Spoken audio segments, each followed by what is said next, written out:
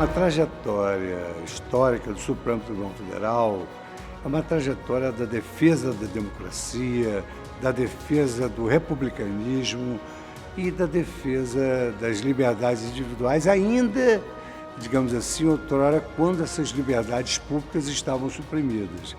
28 de fevereiro de 1891, um marco para o judiciário brasileiro, o dia em que foi instalado o Supremo Tribunal Federal. Uma história que começou com a independência do Brasil. Em 1822 é feita a primeira Constituição brasileira, em 1824, e a Casa da Suplicação do Brasil passa a ter uma nova conformação e também passa a ter um novo nome. É criado oficialmente o Supremo Tribunal de Justiça. Então o Supremo surge há 130 anos atrás, exatamente para manter a solução final dos conflitos entre os entes da federação, manter a interpretação da Constituição em um território nacional tão gigantesco e uma população tão enorme de uma maneira uniforme e também arbitrar os conflitos eventualmente surgidos entre os poderes na harmonia que há que ter entre a repartição de poderes, que foi aquilo também que trouxe a Constituição de 1891. E ali eles criam a Suprema Corte de Justiça. Assim foi chamada a primeira, que seria o antecedente mais imediato do futuro Supremo Tribunal Federal. Mas atentem para este pormenor. A Suprema Corte de Justiça do Brasil, durante o Império, era um Estado unitário, nós não éramos uma federação. Este Supremo Tribunal Federal, que vai se instalar em fevereiro de 1891, por efeito da Constituição, primeira Constituição republicana e segunda Constituição do Brasil, esse já é um Supremo Tribunal Federal. O Supremo tinha como função principal o recurso extraordinário. E os juízes seriam juízes estaduais de um lado, juízes federais de outro. Isto vai mudando até 1926, quando se realiza a reordenação mais eloquente, mais positiva. Nessa reforma, a grande inovação foi a volta do habeas corpus ao seu modelo inicial de proteção da liberdade individual.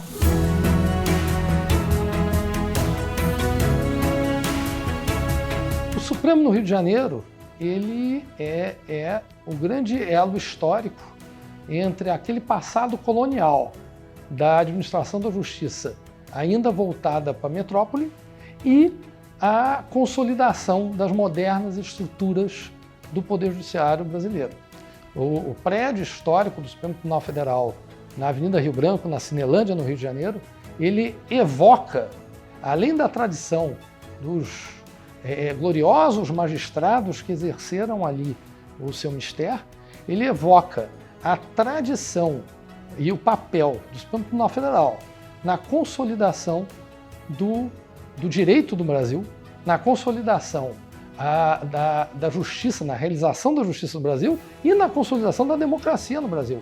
Aqui o Supremo funcionou, aqui foi criado toda a jurisprudência brasileira em todos os campos, criminal, civil, direito de família, direito dos imigrantes, o Supremo Tribunal resolvia. E neste prédio ocorreram julgamentos relevantíssimos, históricos, importantíssimos. A página do Supremo Tribunal Federal, atual na internet, traz uma série desses julgamentos, o registro histórico deles para a posteridade. Dentre eles, o julgamento da extradição da Olga Benário Prestes. Houve também julgamentos a respeito da legalidade de partidos políticos que eram considerados ilegais. Aconteceu com o Partido Comunista e com outros também. eram consideradas ilegais por outras instâncias, algumas administrativas, algumas eleitorais, e a última palavra era dada pelo Supremo Tribunal Federal. O Supremo nasceu com a República, mas ela se confunde com o próprio exercício da democracia. Um órgão garantidor das liberdades, grandes liberdades foram defendidas e conquistadas com as decisões do Supremo Tribunal Federal, e ainda hoje nós vemos que ele baliza, né, o fortalecimento da democracia. Então, é um órgão importantíssimo e a sua história se confunde com a história da República Brasileira, com todos os princípios constitucionais, os princípios federativos.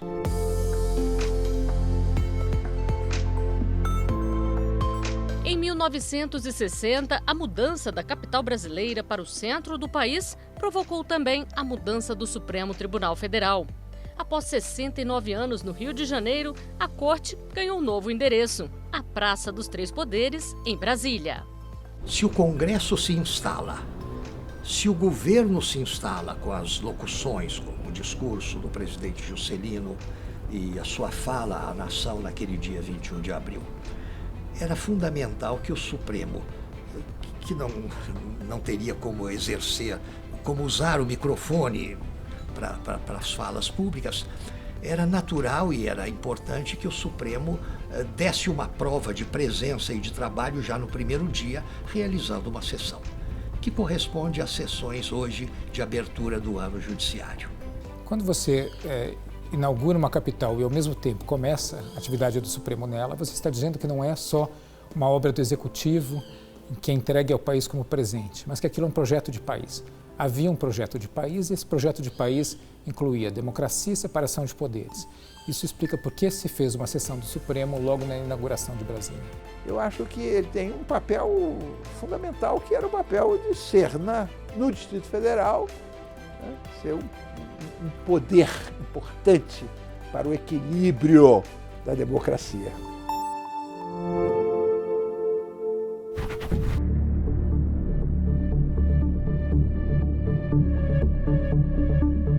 Democracia que sofreu com o duro golpe da ditadura militar. Em 1964, as Forças Armadas tomaram o poder e o Brasil viveu anos sombrios. Olha, a sociedade estava em efervescência, né? Foi um período de muito tumulto social, né? E todos sabem, foi o período de 64, 68, houve um recrudescimento dessa situação com a edição do Ato Institucional número 5, né? Fechou o Congresso, cassou mandatos de parlamentares, enfim, prefeitos, governadores, enfim, mandatos eletivos, e iniciou-se uma fase dificílima, inclusive com a suspensão do habeas corpus. Então foi um período dificílimo que o Supremo teve que enfrentar, porque logo depois, sem nenhuma explicação, sem nenhum inquérito, sem nada, 3 ministros do Supremo, né, da maior dignidade, Hermes Lima, Vitor Nunes Leal e Evandro Lins e Silva, que era o mais novo na corte, sem nenhuma explicação, aposentados compulsoriamente, o decreto ainda cassou os direitos políticos por 10 anos, foram cassadas as medalhas, condecorações que os ministros tinham recebido, imagina.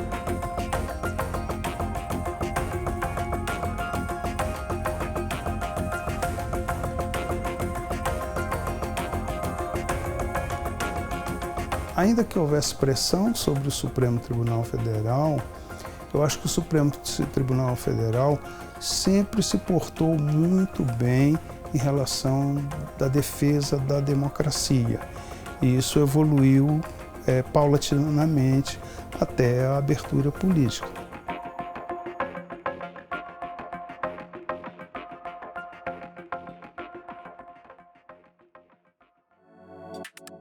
Abertura que aconteceu após a pressão do povo nas ruas por eleições diretas para a presidência da República.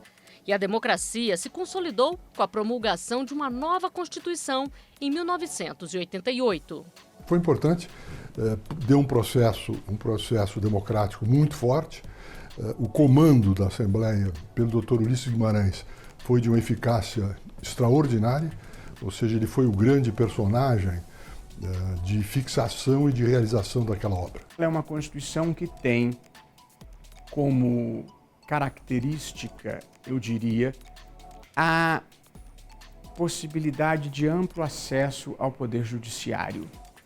Ela não só criou inúmeros direitos, como criou um Ministério Público mais forte e um Judiciário dotado efetivamente de independência, de autonomia financeira, de autonomia administrativa, como, em relação ao próprio Supremo, previu um conjunto amplo de ações diretas que permitem provocar a jurisdição constitucional do Supremo, e ela também tem por singularidade o fato de que, pelo artigo 103, um amplo elenco de pessoas e de entidades podem propor ação perante o Supremo, ter direito de propositura. Então, ela é uma Constituição que tem um longo elenco de direitos e que, de certa forma, facilitou o acesso ao Judiciário em geral e ao Supremo Tribunal Federal em particular.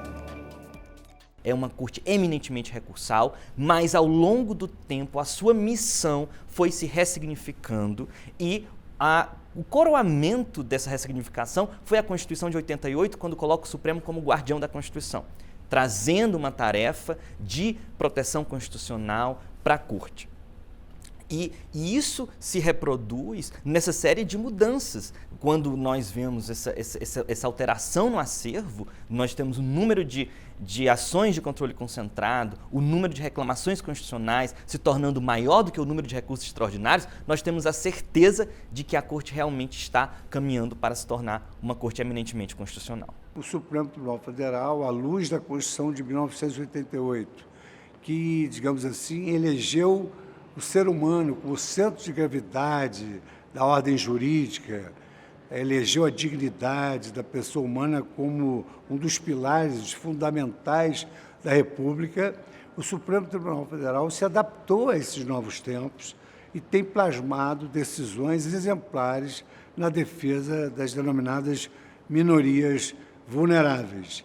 Então, o Supremo Tribunal Federal, ele construiu o seu presente com o seu passado e está construindo o futuro com esses valores presentes.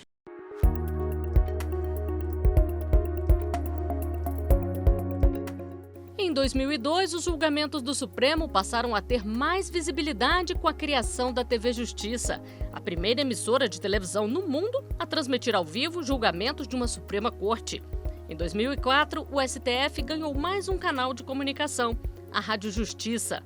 Tudo isso no sentido de aproximar cada vez mais a população do judiciário, de mostrar decisões que interferem diretamente no dia a dia da sociedade. A proibição tucur da pesquisa, no presente caso, significa fechar os olhos para o desenvolvimento científico e para os eventuais benefícios que dele podem advir. Enquanto o embrião destruído não cria qualquer valor positivo, um embrião que não possa mais ser salvo e que seja sacrificado para fins de pesquisa pode contribuir consideravelmente para a futura cura de doenças graves. Quem renuncia a esta possibilidade não serve à vida, mas a lesiona. Quando a Constituição, no artigo 231, parágrafo 1º, estabeleceu que são terras, as terras indígenas são aquelas tradicionalmente ocupadas pelos índios e por eles habitadas em caráter permanente, na verdade o Constituinte tirou uma fotografia da situação. Nada mais nocivo, nada mais perigoso do que a pretensão do Estado de regular a liberdade de expressão.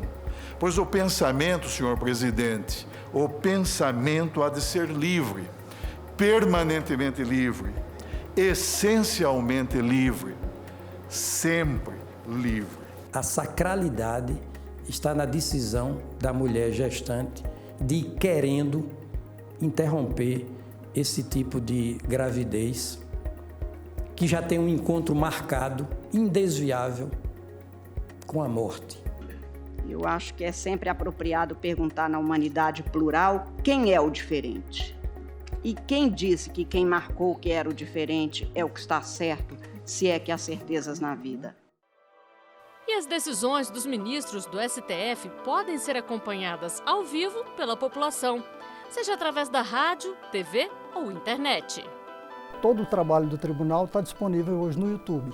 Então, tanto é possível assistir ao vivo, as sessões já são publicadas ao vivo, tanto sessões das turmas quanto sessões do plenário, as audiências públicas e outros eventos que são de interesse público, como a pessoa pode assistir posteriormente. Os arquivos estão disponibilizados lá na página do STF e é possível qualquer cidadão ter acesso a esses documentos do tribunal. Acho que a grande importância é a transparência, é mostrar para a sociedade o trabalho que tem sido feito e trazer esse resultado para a sociedade. A prestação do serviço jurisdicional é o mais importante, é o que a sociedade espera.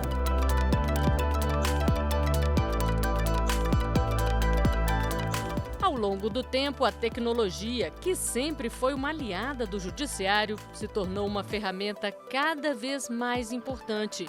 Em 2006, o STF adotou o processo eletrônico. É como se tudo fosse online. A gente tem evoluído ao longo dos últimos 14 anos, né? Então, o foco nosso hoje é realmente de um Supremo 100% digital, né? Isso a gente tem um ganho de tempo muito grande, porque você automatiza várias etapas do processo. A gente está chegando num momento em que o advogado vai poder peticionar do seu celular.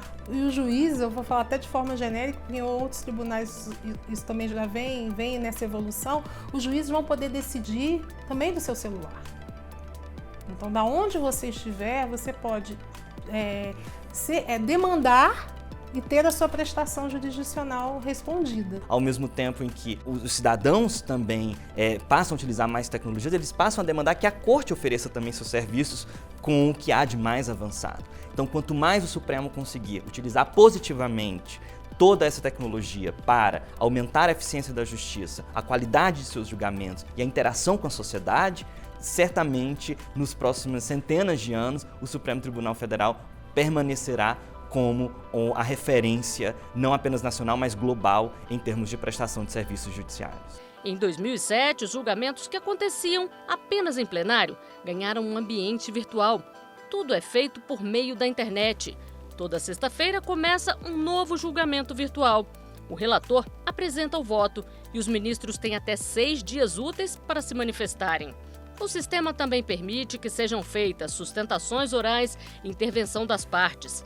E desde agosto de 2019, advogados e público em geral podem acompanhar em tempo real o que acontece no plenário virtual.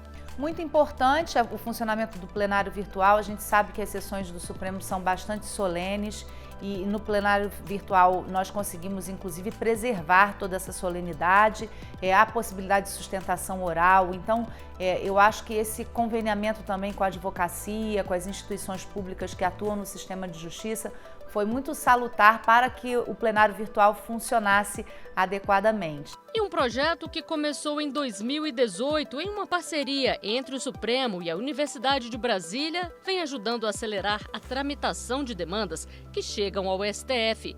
Conheça o Vitor. O Vitor é uma pesquisa de aplicação de inteligência artificial para a repercussão geral que é tratada, que é recebida e que é julgada aqui no Supremo Tribunal Federal. Ele funciona a partir de um treinamento que ele recebeu, de um universo de muitos dados de processos. Então, a inteligência artificial ela tem essa característica de, a partir de uma série de dados, ela aprende, reconhece padrões e identifica, através desses padrões, um indicativo de ações de apoio ao servidor, no nosso caso, o servidor do Judiciário. Academicamente, a Universidade de Brasília projetou o Supremo Tribunal Federal numa solução que é absolutamente inovadora e absolutamente importante sob o marco da inovação tecnológica e do apoio tecnológico que a administração pública, de uma forma geral, precisa. Em 2020, mais uma vez a tecnologia permitiu que o Supremo inovasse e mantivesse os trabalhos de forma virtual. Há países em que a jurisdição parou quando veio a pandemia porque não tinham instrumentos, não sabiam para onde ir e isso foi muito ruim para a sociedade. Aqui não, ao contrário, nós conseguimos exatamente aperfeiçoar o trabalho e com a tecnologia da informação já estávamos capacitados, inclusive para aumentar a produtividade e os números estão aí e não se nega isso. Se a pandemia do coronavírus determinou o isolamento social, os ministros passaram a se reunir pela internet. O que antes não tinha uma pressão para que acontecesse, passou a ser algo importante, né, que ajudaria o tribunal a não parar, né? Eu acho que o grande desafio era esse, assim, como fazer o tribunal continuar funcionando normalmente ou o mais próximo possível do normal, nesse cenário todo. E aí foi lançado esse desafio de a gente tentar viabilizar as sessões de julgamento em algum meio virtual, né, em algum meio eletrônico. Neste momento, realizamos a primeira sessão plenária por videoconferência do Supremo Tribunal Federal, quiçá a primeira de uma corte constitucional no mundo. Um feito que ficará marcado na história desta instituição centenária.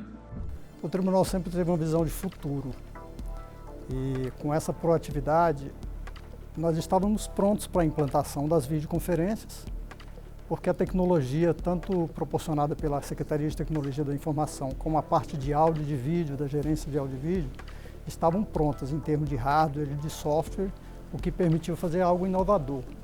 O STF tem uma videoconferência híbrida, então não só uma videoconferência virtual, mas junta-se uma parte da videoconferência presencial com a parte virtual dos ministros que não estão no tribunal, gera-se um novo produto e é esse produto que é lançado à sociedade. Os números revelam a importância dessa conversão do físico para o digital. O Supremo foi muito rápido. A gente sabe que o Supremo é a Corte Constitucional do mundo que recebe mais processos e essa conversão digital permitiu que esse estoque de processos fosse diminuído e que todos os processos que chegam sejam rapidamente julgados. E é importante pontuar que, segundo o relatório apresentado pelo ministro Fux agora na abertura do ano judiciário, o Supremo Tribunal Federal foi a Corte Constitucional que mais julgou processos de pandemia no mundo. É muito interessante ver que o órgão consegue amadurecer e avançar no meio tecnológico e, ao mesmo tempo, trazer, né, aquelas coisas que são importantes para o contexto dele ali, de julgamento de processo. E isso é bem legal. A maior relevância foi o interesse público. Esse atendimento ao interesse público é relevante para o tribunal, porque permitiu-se que a sociedade continuasse recebendo os serviços jurisdicionais, mesmo com todo o caos da pandemia.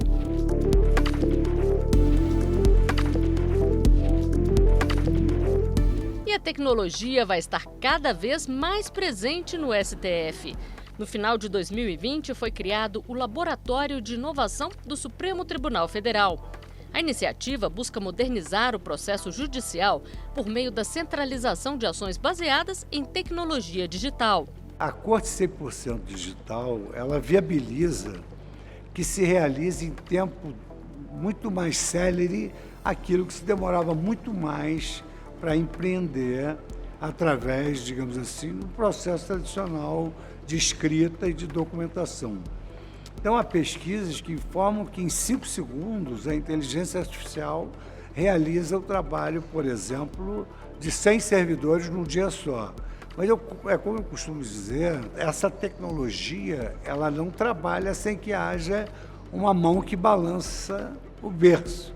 E essa mão que balança o berço é o trabalho dos colaboradores, dos servidores, de sorte que é coexistencial a inteligência humana com a inteligência artificial. Uma marca, né, do Supremo Tribunal Federal está se tornando a primeira Corte Constitucional 100% digital do globo, em que não apenas os processos se tornam eletrônicos, nós temos uma visão muito mais ampla. Todos os serviços da Corte, judiciais e administrativos, desde o protocolo de um processo até o acesso do cidadão ao Museu do STF, se tornam disponíveis ao cidadão na rede mundial de computadores, fazendo com que qualquer pessoa possa visitar o Supremo Tribunal Federal e usufruir de seus serviços sem estar presente fisicamente.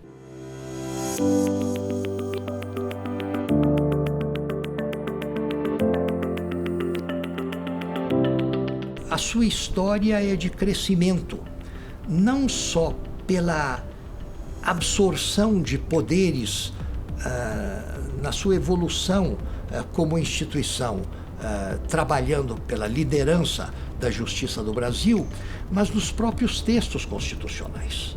Ou seja, a história do Supremo é uma história de crescimento à luz do texto constitucional, que de 1891 a 1988, a 2004, se ouso dizê-lo, né, só fez deixar mais clara a supremacia do tribunal na regência de um sistema judiciário que é em si mesmo um modelo de exercício do poder em benefício do primado da Constituição. A figura da própria imagem da deusa da justiça que está na Praça dos Três Poderes, né? O Supremo é o equilíbrio das relações conflituosas. O Supremo, ele enxerga, apesar da venda, mas enxerga do ponto de vista jurídico. O Supremo tem feito essa parte e é importante que se diga, o Supremo é o telhado da magistratura, ele é o grande exemplo para toda a base, né, dos tribunais. Então, quando o Supremo apresenta esses números, os relatórios e toda a sua produtividade, ele incentiva e espelha, né, o seu trabalho para todo o Poder Judiciário brasileiro. O Poder Judiciário brasileiro está caminhando par e passo com essas novidades do Supremo e trabalhando para que a gente também contribua para que a Corte Constitucional não fique abarrotada. Eu definiria o Supremo Tribunal como o grande guardião das liberdades, o guardião da sociedade, o guardião da democracia brasileira. É preciso lembrar que defender as instituições, defender a democracia, defender a liberdade do Supremo Tribunal Federal é um dever da cidadania. E é isso que nós temos que prezar e temos que fazer. O poder do Supremo vem da confiança que a população tem nele e na crença socialmente difundida de que ele defende a Constituição. O Supremo não tem tanques, o Supremo não tem dinheiro, o Supremo tem a sua imagem. Essa imagem, naturalmente, tem que ser defendida por parte do Supremo e ela é defendida quando o Supremo assume essa independência com coragem e mantém essa mesma independência na defesa dos direitos fundamentais. Uma das garantias, digamos assim, dessa evolução e de alcance desse status está exatamente nas cortes constitucionais, porque são elas que garantem não só, digamos assim, esse regime de democracia, de falar a linguagem do povo, de respeitar o sentimento constitucional do povo, como também é o Supremo Tribunal Federal um grande guardião para que se propulsione o desenvolvimento econômico do país com a valorização do trabalho humano.